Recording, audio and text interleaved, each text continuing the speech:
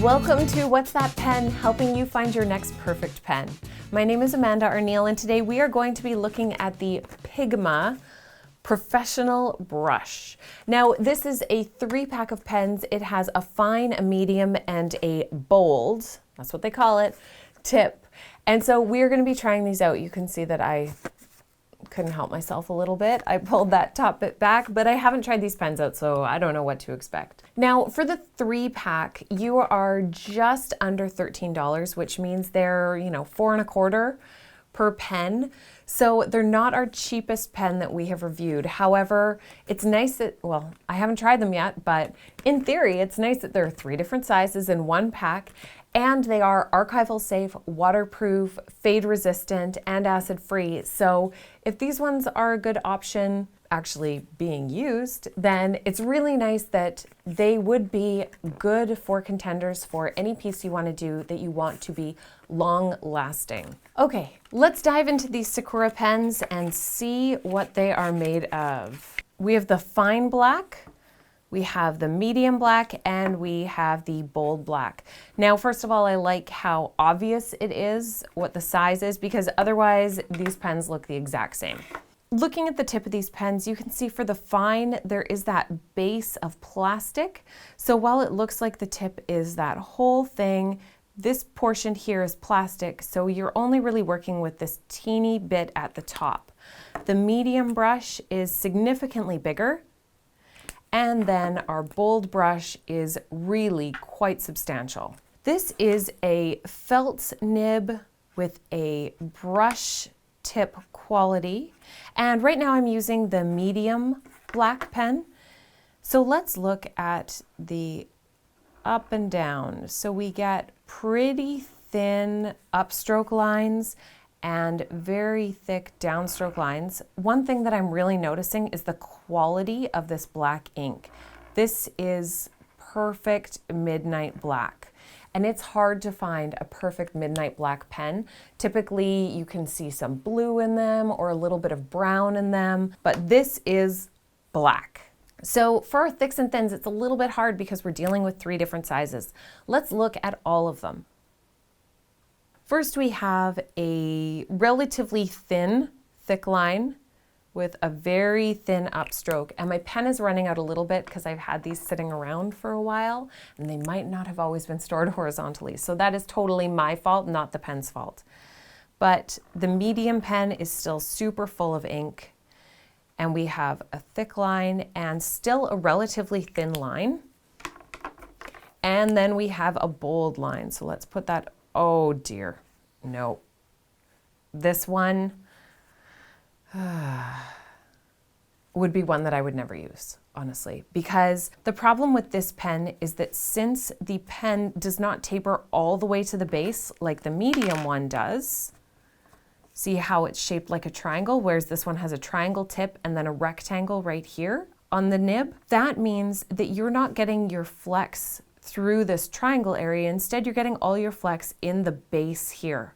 And pens like that are notorious for being very difficult to control in those transitions, or the tops and the bottoms where the pressure is getting applied and released. So unfortunately, that means that the bold pen is one, I wouldn't even have this sitting in my pen collection. I would just probably give it to my kids. No, I wouldn't, because it would never come out of any of their clothes. So let's focus just on the fine pen and the medium. And I feel like in a way that's not a fair review, except to say that I would not be using this pen. The end. All right, like I said, this is the blackest of all blacks. Let's look at the nib rebound. So I'm using the medium pen, going up and down without turning the pen. And then let's look at the tip. And it is curved a little bit to one side, which could slightly affect the way that your upstrokes look over time. Make sure that you're turning your pen. I would say that this is probably average to slightly below average for that nib rebound. And writing size, you have a few options. You have a medium to large option with the medium pen. And then with your fine pen, you would have a nice small option. Not extra small, but definitely a good small option. For the juiciness, this one's my fault that one's running out. But let's see. This has beautiful coverage. That black is unbelievable. And it does have a fair bit of smear to it.